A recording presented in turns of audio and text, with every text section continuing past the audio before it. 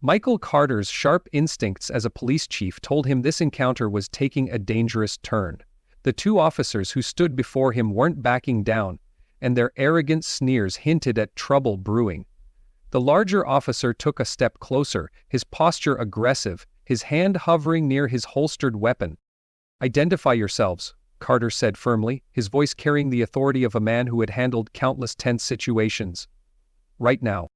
The shorter officer, smirking with unchecked confidence, crossed his arms. "You're in no position to be giving orders, pal. You're lucky we're not hauling you in for impersonating an officer." Carter remained still, his calm demeanor masking the rising tension within. He had dealt with this kind of attitude before, but he wasn't used to seeing it from his own team. "Call it in," he said evenly, nodding toward their radios. "Check with dispatch. You'll find out exactly who I am." The taller officer scoffed, shaking his head. "Do you think we're idiots?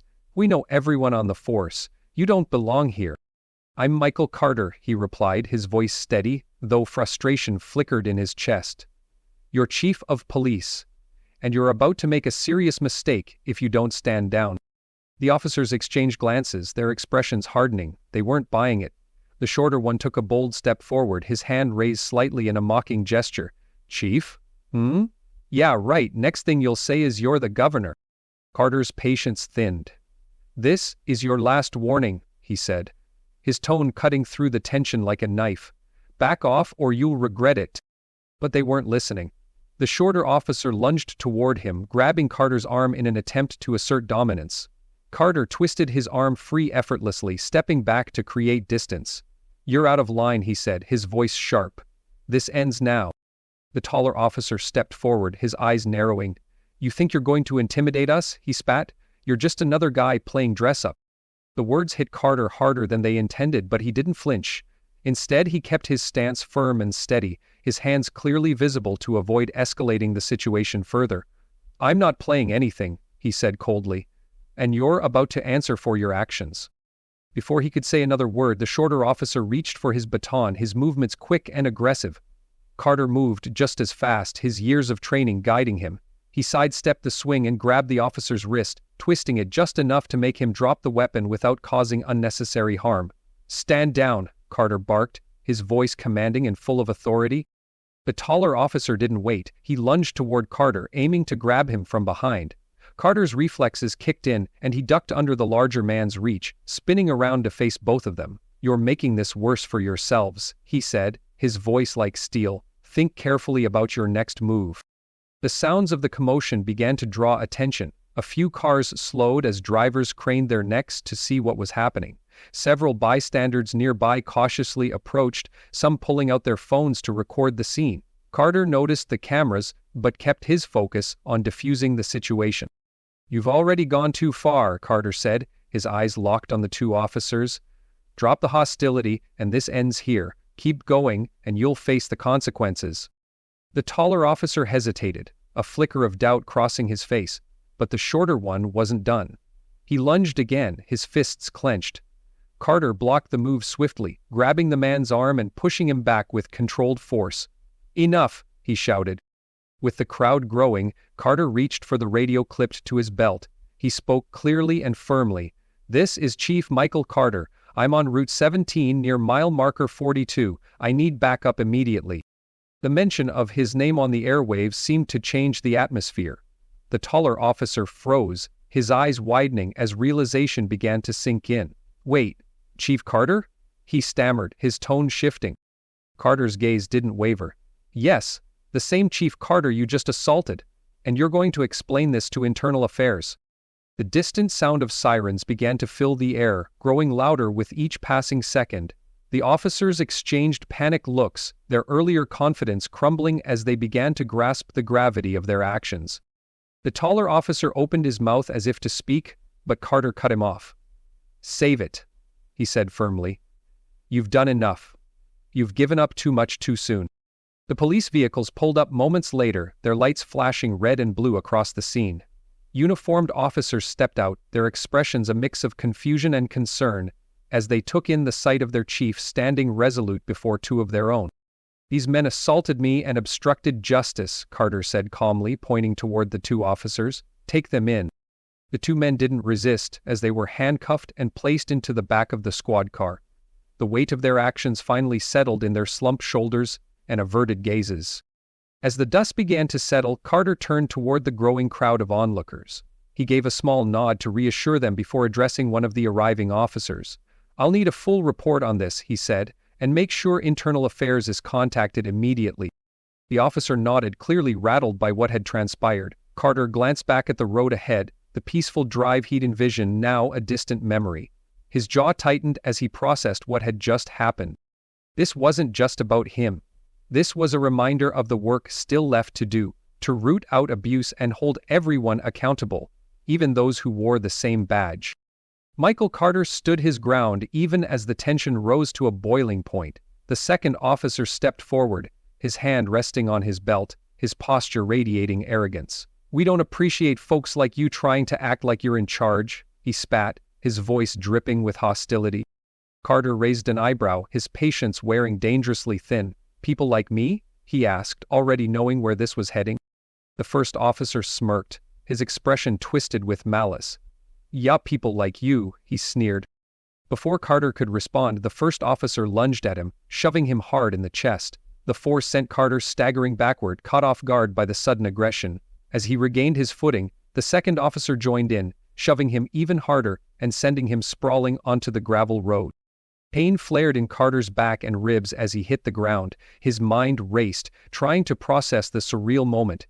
These weren't just rogue aggressors, these were his own officers, men sworn to serve and protect, now brutally attacking their chief without a second thought. But in their eyes, Carter wasn't their boss. He was just another black man they felt entitled to dominate.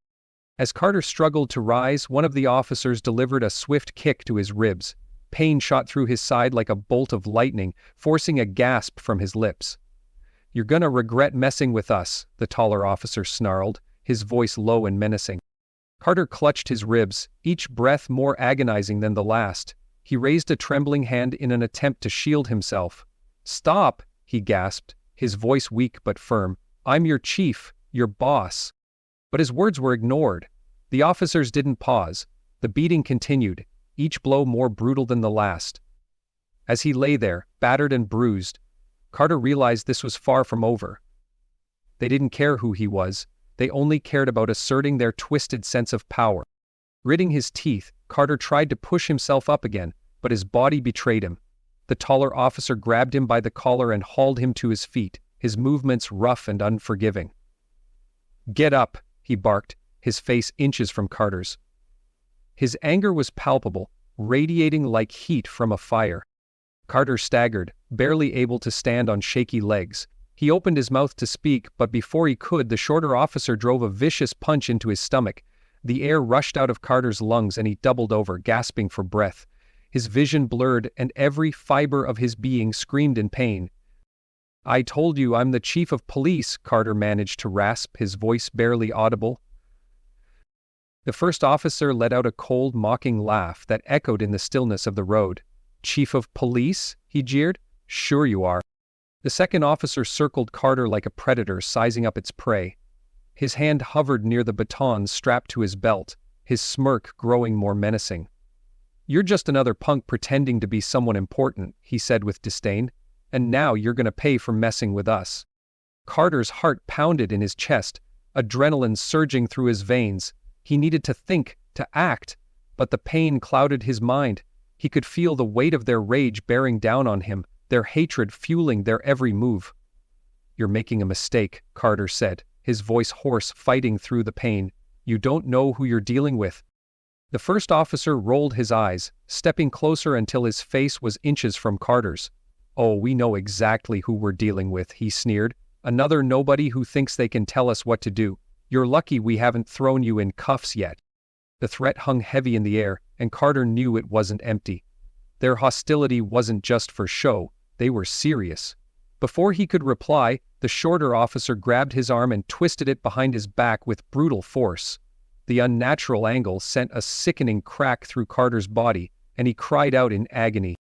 The officer pressed harder, his grip relentless. "Still want to play, Chief?" he sneered, his tone dripping with venom. Carter's teeth clenched as he fought against the pain, his breathing ragged. "I am the chief," he said, his voice strained and filled with determination. But his declaration fell on deaf ears. With one final, brutal twist, Carter felt his arm snap. The searing pain was blinding and his vision blurred as the world around him seemed to fade. He collapsed to the ground, every nerve in his body screaming in agony. The gravel beneath him bit into his skin, but the physical discomfort paled in comparison to the humiliation and rage boiling within him. Carter knew this wasn't just an attack, it was a message. They wanted to strip him of his authority, to reduce him to nothing. But as darkness threatened to consume him, one thought burned brightly in his mind. This wasn't over. He would make them pay for every single moment of this. Michael Carter's body screamed with pain as he crumpled to the ground, his broken arm limp and useless by his side. Agony pulsed through him with each shallow breath, and the mocking voices of the officers rang in his ears. The first officer loomed over him, a cruel smirk tugging at his lips. "Guess you won't be needing that arm anymore," he sneered. "Let that be a lesson about getting in our way." But their cruelty wasn't finished. The second officer turned his attention to Carter's car, his eyes narrowing with disdain. "Nice ride," he said, his tone dripping with sarcasm. "It'd be a real shame if something happened to it." Carter's heart sank. His car wasn't just transportation, it was a symbol of years of dedication, something he'd worked tirelessly to afford. "Don't," he gasped, his voice hoarse and broken. But his plea fell on deaf ears. The officer reached into his pocket and pulled out a lighter, flicking it open with a wicked grin. "You know," he said, almost conversationally, "we don't usually torch cars. But for you, I'll make an exception." The tiny flame danced mockingly in the wind as the officer approached the car, his steps deliberate. Carter could only watch in helpless horror as the officer crouched by the fuel tank. He turned back, meeting Carter's eyes with a smirk. "This'll teach you to stay out of our business," he said before tossing the lighter. The fire ignited instantly, an angry blaze engulfing the vehicle in seconds. Flames roared as they climbed up the sides, thick black smoke billowing into the air. The heat radiated toward Carter, searing his skin even from where he knelt. He could only stare, paralyzed by pain and disbelief, as his car, his hard-earned achievement, was reduced to a burning shell. When he'd stepped up, "Looks like your wheels are toast," the first officer taunted, his voice filled with cruel mockery. Carter's chest tightened. The car wasn't just a machine. It was a piece of his life, a representation of his accomplishments. And now, in mere moments, it was gone. Destroyed by the very men who were supposed to stand for law and order. But the officers weren't finished. The first one strode back toward him, grabbing him roughly by the shirt and hauling him to his feet. "You thought you could stop us, huh?" he snarled, his face inches from Carter's. "Think again." With a brutal shove, the officer threw Carter back to the ground. His head slammed against the gravel, and the world went dark for a moment. When his vision cleared, he saw the second officer crouched beside him, rifling through his pockets. Carter tried to move, but the pain kept him rooted in place. "Thanks for the cash," the officer said, waving the money in front of Carter's face with a mocking grin. "Consider it a toll for wasting our time." Carter's phone was next, gripped from his pocket and casually tossed into the smoldering wreckage of his car. "Oops," the officer said with mock innocence. "Guess you won't be calling anyone." Laughter echoed in the quiet forest as the officers walked back to their vehicle. "Next time don't try to play the hero," one of them called over his shoulder before slamming the car door. The engine roared to life and within moments they were gone, leaving Carter alone in the eerie silence. The acrid smell of burning metal and plastic filled the air, and the heat of the flames still lingered on Carter's skin. He lay on the gravel, his body battered and broken, his ribs screamed with every shallow breath, and his arm throbbed with an unbearable pain. But despite it all, a fire burned within him that couldn't be extinguished. A fire fueled by rage, humiliation, and an unyielding determination for justice. Gritting his teeth, Carter forced himself to move. He pressed his good hand against the ground, pushing through the sharp pain in his ribs. Slowly, shakily, he got to his feet. His vision swam, and his legs threatened to give out beneath him, but he refused to stop. He couldn't stop. His broken arm hung uselessly at his side as he stumbled forward. Each step sent waves of pain through his body, but he kept going. The dark, winding road stretched out before him, silent and empty. There were no headlights in the distance, no sign of help. He was utterly alone. Carter's breaths came in shallow gasps as he trudged forward, his boots scraping against the gravel. The forest around him was quiet, save for the rustling of leaves in the faint breeze. The isolation was suffocating, but he clung to one thought. He had to make it back. He had to survive, not just for himself, but to ensure that those officers paid for what they had done. Pain coursed through him with every step, but his determination overpowered the agony. Michael Carter was many things, battered, broken, humiliated, but he was not defeated. Each grueling step along that desolate road was a promise. Justice would be served. Stripped of everything, his car, his phone, his money, Michael Carter had only his willpower to keep him moving. His body screamed in protest with every agonizing step, his vision swimming in and out of focus as exhaustion and pain gnawed at him. The dirt and blood covering his skin mixed with the sweat soaking through his clothes, and the cool night air stung the open scrapes on his palms. He stumbled often, barely managing to catch himself before falling, but he refused to stop. The mobility testing won by. The faint glow of the town's lights in the distance seemed impossibly far, like a cruel mirage. Carter estimated it would take hours to reach on foot, and every minute stretched endlessly. His mind replayed the events that had led him to this point, disbelief and anger intertwining. How had it come to this? How could two officers sworn to protect and serve have turned on him so viciously? But he knew the answer. To them, he wasn't their superior. He wasn't a man of authority. All they saw was the color of his skin. To those officers, he was just another black man who needed to be put in his place. His position as their boss meant nothing. They hadn't cared about rank or respect, only their ability to dominate and humiliate. The thought made Carter grit his teeth, channeling the fury bubbling within him to push his battered body forward. His whole life had been a struggle against prejudice, but this attack wasn't just systemic, it was personal. Those men had gone out of their way to break him, to leave him discarded on the side of a desolate road, and now they thought they'd won. They thought they could walk away unscathed. But they were wrong. Carter's resolve solidified with every agonizing step. They would pay for this. His knees buckled and he stumbled again, this time hitting the ground hard. Gravel tore at his skin and his broken arm erupted in searing pain that left him gasping. He lay there for a moment, trembling and struggling to catch his breath. His body begged for rest, for relief, but Carter's mind refused to yield. He couldn't let them win. Slowly, painfully, he pushed himself up onto his knees, then to his feet. His legs shook beneath him, threatening to give out, but he forced them to steady.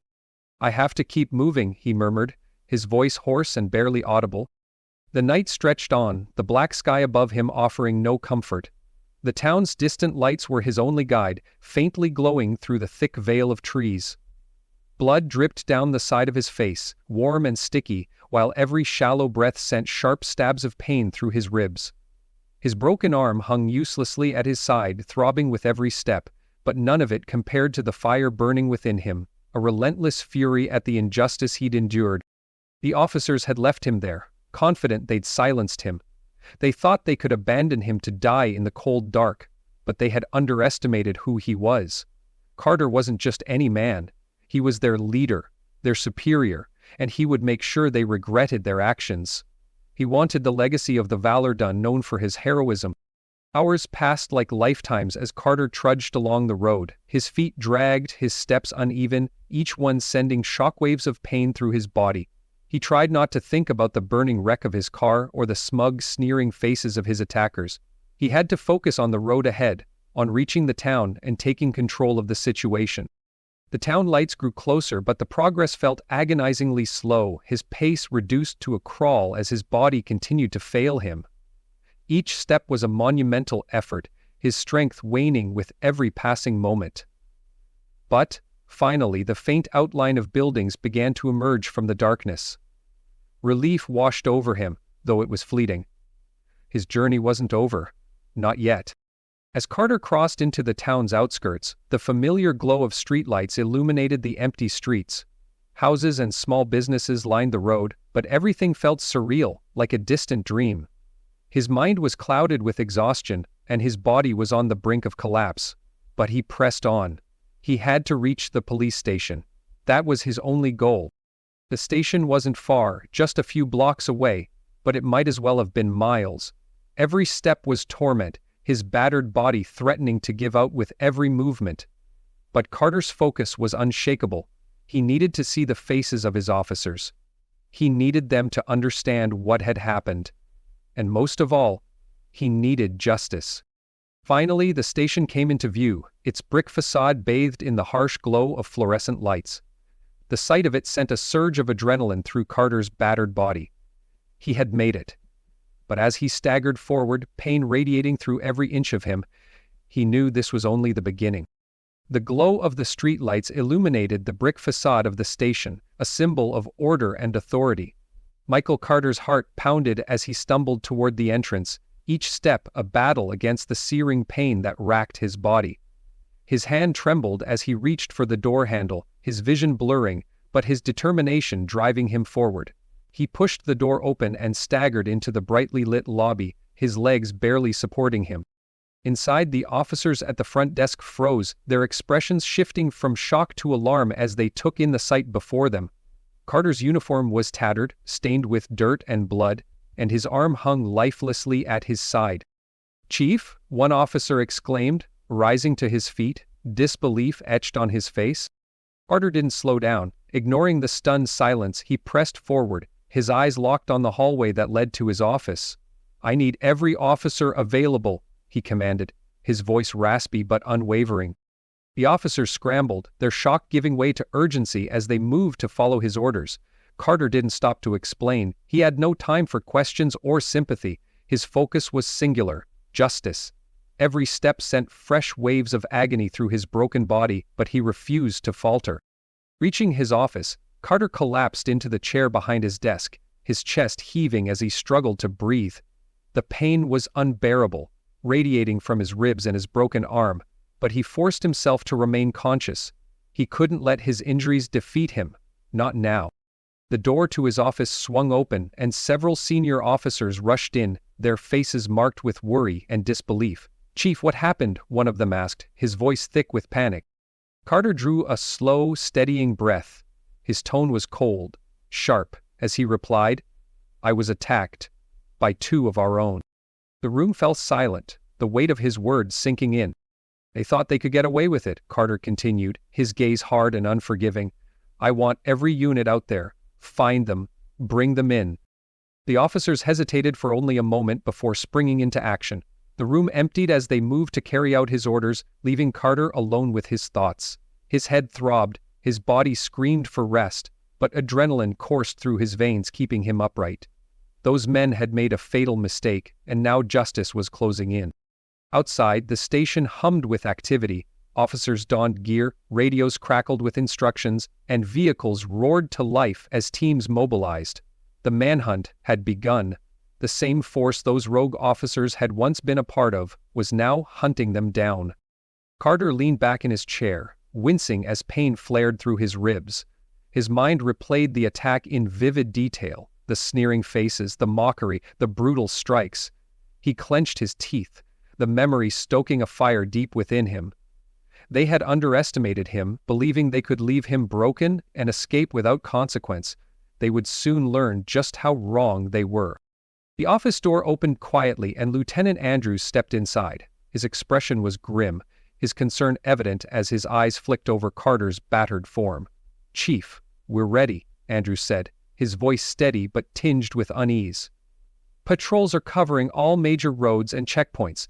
Teams are sweeping the town." Carter nodded slowly, each movement a struggle. "Good," he said, his voice low but firm. "I want them found. Bring them here." Andrews hesitated, his gaze lingering on Carter's broken arm and bruised face. "Sir, you need medical attention," he said cautiously. "Your injuries. Your arm." Carter cut him off with a sharp wave of his good hand. "Later," he growled, his eyes blazing. "Right now, they're my priority." The lieutenant didn't argue further. He nodded and left the office, his steps brisk as he returned to the field. As the door clicked shut, Carter exhaled deeply, his chest tight with both pain and determination. His body begged for relief, but his mind wouldn't allow it, not until those men were brought in. The minutes dragged like hours as Carter waited, his ears attuned to the crackling updates coming through the station's radios. Officers scoured every corner of the town, searching parking lots, deserted roads, and dark alleyways. The tension in the air was palpable, the station buzzing with the urgency of the hunt. But so far there was no sign of the men who had left him for dead. Michael Carter closed his eyes for a moment, taking a shallow breath as he tried to center himself.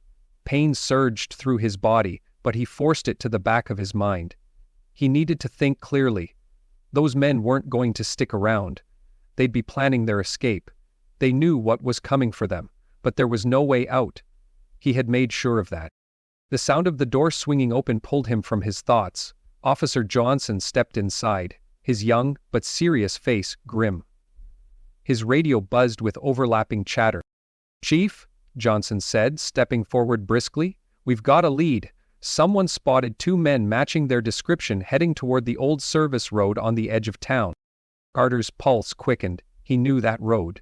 It ran parallel to the highway but was hidden by dense forest, a secluded escape route, perfect for slipping away unnoticed. But it was also the ideal place to cut them off. "Send units there immediately," Carter ordered, rising from his chair despite the sharp pain slicing through his side. Johnson rushed forward, offering support, but Carter waved him off and stood on his own, his resolve unshaken. "I want them boxed in before they get anywhere near the highway." Johnson nodded, raising his radio. "All units, this is Officer Johnson. Suspects have been sighted heading toward the old service road near Route 25. Proceed with caution. They're considered dangerous." Carter grabbed his jacket with his good hand, draping it over his shoulders. His movements were stiff, every motion laced with agony, but his determination was unyielding. "Sir, you really shouldn't go," Johnson said, his tone cautious, though he already knew the response. "I'm going," Carter said firmly, his tone brooking no argument. "I won't sit this one out." Johnson hesitated briefly, then nodded. There was no point in arguing. "I'll drive," he said. Carter followed him out of the office and through the station. The room fell silent as they passed, officers turning to watch their battered chief. His torn uniform, bruised face, and the grim determination in his stride sent a ripple of resolve through them. Whatever divisions may have existed before, the department now moved as one, united in the pursuit of justice. Johnson helped Carter into the passenger seat of the patrol car before climbing behind the wheel. The engine roared to life, and they sped toward the outskirts of town, the radio crackling with updates as patrol units closed in on the suspects. Each report heightened the tension in the car. Carter's eyes remained fixed on the road ahead, his thoughts racing. When they caught those men, and they would catch them, there would be no leniency. As the turnoff to the service road came into view, Johnson slowed the vehicle. The path was narrow, shrouded by trees that seemed to close in around them. Ahead, the flashing lights of patrol cars illuminated the darkness, casting long, eerie shadows across the road. "They're here," Johnson said, gesturing toward the cluster of officers spreading out along the edge of the forest. Carter nodded grimly, pushing the car door open and stepping out. His body protested the movement with a fresh wave of pain, but he ignored it. He wasn't stopping now. Lieutenant Andrews approached quickly, his expression taut. "Chief, we've got them pinned about half a mile into the woods. They tried to make a run for it, but they're surrounded." "Good," Carter said, his voice hard. "I'll be there when they're brought in."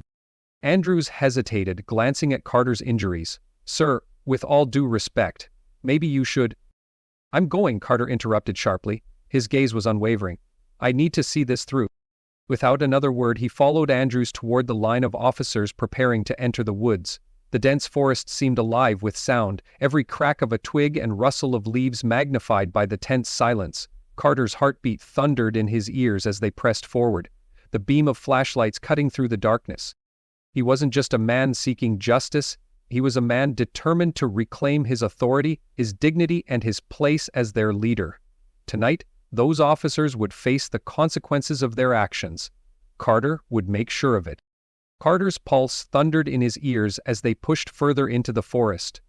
The flashing lights of the patrol cars faded behind them, replaced by the dim glow of flashlights cutting through the dark canopy. Finally, they reached a small clearing.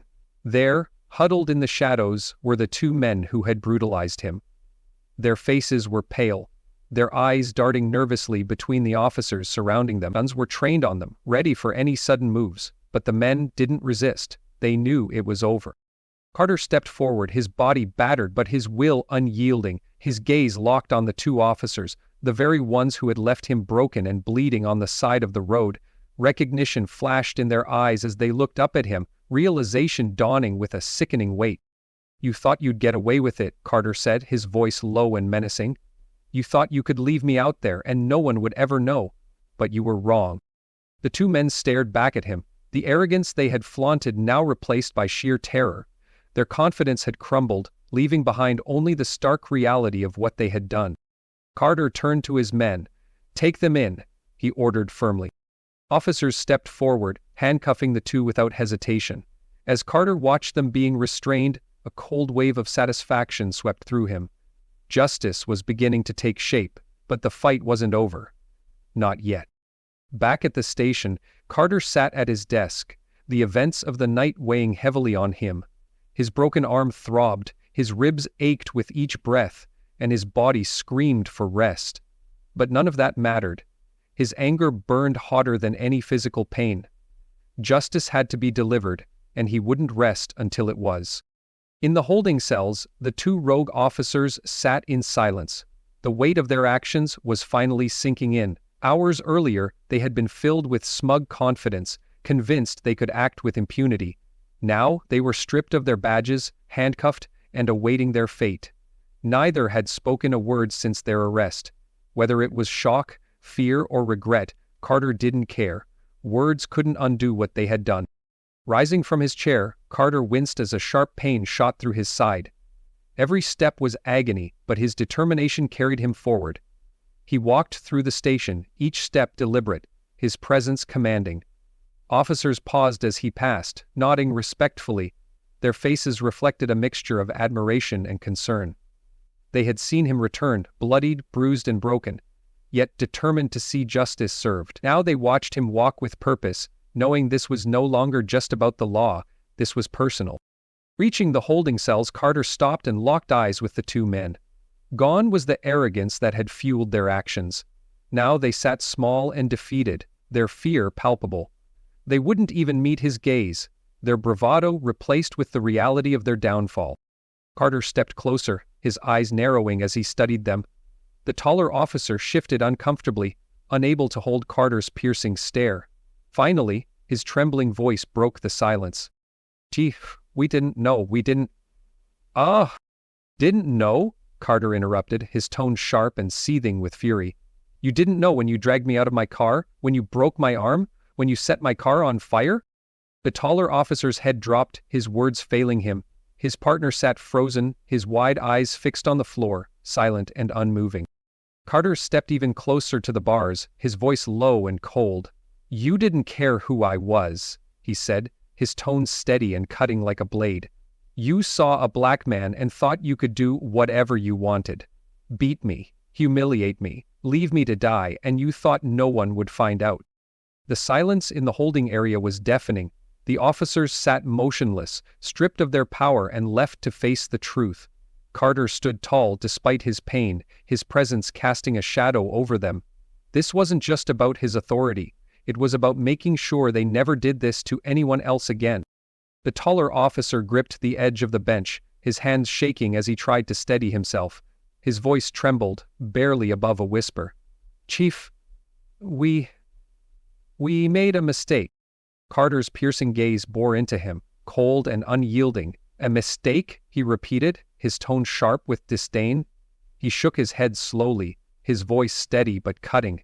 "A mistake is something you can fix. What you did was no mistake. It was deliberate. You knew exactly what you were doing." The room felt heavy. The silence, suffocating. The two men shifted uncomfortably, the gravity of their actions pressing down on them like a weight they couldn't escape. Their once confident facades had crumbled, leaving behind nothing but fear and regret. Carter took a step back, his expression hard and unreadable. "You will pay for what you've done," he said, his voice like steel. "You'll never wear a badge again. I'll make sure you can't even sweep the floors of this town. You're finished." The taller officer's face twisted in desperation, his bravado completely shattered. "Please, Chief, Carter raised a hand, cutting him off mid-sentence. "I don't want to hear it." His voice was resolute, leaving no room for argument. He turned to the other officers standing nearby, nodding toward the cell. "Take them to the briefing room. I want the entire department to see what happens when someone betrays the badge." The officers moved swiftly, unlocking the cell and pulling the two disgraced men to their feet. They didn't resist. Fear radiated off them as they were led out of the holding area and down the hall. Carter followed behind, each step deliberate, his presence casting a long, intimidating shadow. In the briefing room, the tension was palpable. Every member of the department had gathered, the weight of the moment pressing down on them. When Carter entered, followed by the two officers, all eyes turned toward him. He walked to the front, standing tall despite the pain radiating through his body. The two disgraced men were forced to stand beside him, their heads hung low, their shame evident. "This department stands for justice," Carter began, his voice steady and commanding. "We are here to serve and protect, not to abuse our power." These two men violated that trust. They attacked me, their own chief, because they thought they could get away with it. They thought no one would hold them accountable. The room was silent, every officer hanging on his words. Carter turned to the two men, his gaze icy. "You are no longer police officers," he said, his voice cutting through the room like a blade. "You will never wear a badge again, and I will personally ensure that no department in this country ever hires you." He paused, letting the weight of his words sink in. Then his tone shifted, sharper and colder. "But that's not all. You will buy me a car exactly like the one you destroyed, and you'll pay for it out of your own pockets." The taller officer's face paled further. "We can't afford." "You'll find a way," Carter interrupted, his tone merciless. "Because if you don't, I'll make sure you spend the rest of your lives paying for it in other ways." The room remained silent as Carter stepped closer to the two men. His voice dropped to a dangerous whisper. "This is your chance to make things right. But don't mistake this for mercy. You'll live the rest of your lives knowing you crossed the wrong man." With deliberate slowness, Carter raised his good hand and delivered a sharp slap across the taller officer's face. The sound echoed through the room, the humiliation stinging far more than the physical blow. The officer flinched, his face burning with shame. Carter turned to the second man and delivered the same blow, leaving both of them standing in abject disgrace. "Get out of my sight," Carter said coldly. "You're done." The two officers were led out of the room, their heads hung low in defeat. The room remained silent as Carter turned back to his department. He didn't need to say more. The message was clear. Betrayal would not be tolerated. Justice had been served, and the consequences were swift. Outside the police station, Carter stood under the dim glow of the streetlights. The night air was cool against his bruised skin, a stark contrast to the fire still smoldering in his chest. He had done what needed to be done. The two officers who had brutalized him were now stripped of their power, humiliated in front of the very department they had served under. But Carter knew the wounds ran deeper than the physical pain or the immediate betrayal. He had spent years building this department, working tirelessly to gain the respect of his team, to prove he could lead with integrity and fairness. In one night, two of his own had nearly destroyed that trust. As he stared into the quiet night, his thoughts were interrupted by the sound of soft footsteps behind him. Michael Carter didn't turn when he heard the footsteps approach. He already knew who it was. It didn't take long for him to see that it was the woman he'd seen standing nearby earlier. "Chief," came Lieutenant Andrews's steady voice, quiet but firm. "The paperwork is done. They've been officially removed from the force. They won't be coming back." Carter gave a small nod, but he didn't respond right away. The weight of the night pressed heavily on him, the exhaustion seeping into every bone. Yet, beneath the fatigue, a simmering anger still burned. The punishment the two officers had received felt hollow. It didn't erase the humiliation, the betrayal, or the pain. "I know you did what you had to do," Andrews continued, stepping closer. "But you're injured, sir. You should be at the hospital. You need rest." Carter finally turned to face him. His expression stoic, unreadable. His voice was hoarse, worn thin by the night's events but still carrying an undeniable authority. "There will be time for that later," he said quietly. "Right now, I need to make sure this department understands that what happened tonight will never be tolerated. Ever." Andrews sighed, his concern evident. "They know, Chief. Everyone saw what happened in that briefing room. They won't forget it." Carter looked down at his hands, the knuckles raw and bruised from striking the disgraced officers. He thought back to their faces, twisted with humiliation, stripped of the power they had abused. It had been a small victory, but it did little to fill the void inside him. The betrayal ran far too deep.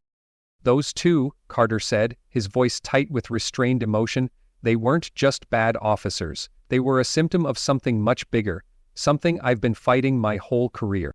Andrews stood silently, giving Carter the space to continue. "I've spent years trying to build trust," Carter said, his gaze distant, his words heavy with unspoken truths. "Trying to prove that I deserve to be here, but for some people it doesn't matter what I do or what I stand for. To them, I'll always be—" He trailed off, but the weight of his unfinished sentence hung in the air. Andrews shifted uncomfortably but spoke with sincerity. "Sir, we all respect you, this department respects you. What those two did, it doesn't represent the rest of us." Carter's sharp gaze locked onto him. "Maybe not," he said, his tone edged with bitterness. "But they thought they could get away with it. That's the problem." The silence that followed was heavy, filled with frustration and unspoken truths. Carter knew the issue went beyond two rogue officers. It was a systemic problem, deeply rooted in the very foundations of law enforcement, a misuse of authority that needed to be uprooted, one step at a time. He couldn't fix it overnight, but that didn't mean he wouldn't try. "This department needs to be better," Carter said, more to himself than to Andrews. "I need to be better." Andrews frowned, his worry deepening. "Sir, you've already done more for this department than anyone else could.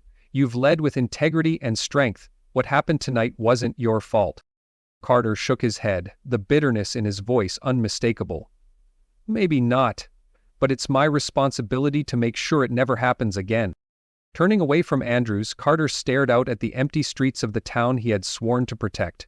The weight of leadership pressed heavily on him, the responsibility of preventing future injustices feeling like an impossible task. But he couldn't turn away. Not now. The actions of those officers had left a scar, one that would take time to heal, but Carter was determined to lead the fight. "Starting tomorrow," Carter said, his voice resolute, "every officer in this department will go through new training. Cultural sensitivity, use of force, everything. And anyone who doesn't take it seriously, they're out. No exceptions." Andrews nodded slowly. He wasn't surprised by Carter's decision. "I'll start organizing the details in the morning." Carter gave a curt nod but wasn't done. "And those two officers," he added, his voice cold, "they'll pay for my car, every last cent." Andrews raised an eyebrow but didn't argue. "Understood. I'll make sure it happens." "After that," Carter continued, his tone hardening further, "they're done. They'll never work in law enforcement again. I'll see to it personally." The two men stood in silence for a moment, the weight of the night hanging heavily between them. Carter's mind raced with plans for reform, for rebuilding trust, and for ensuring that such betrayal never happened again. This was just the beginning. Finally, Andrews spoke again, his voice softer. "Chief, you've been through hell tonight. You need to rest."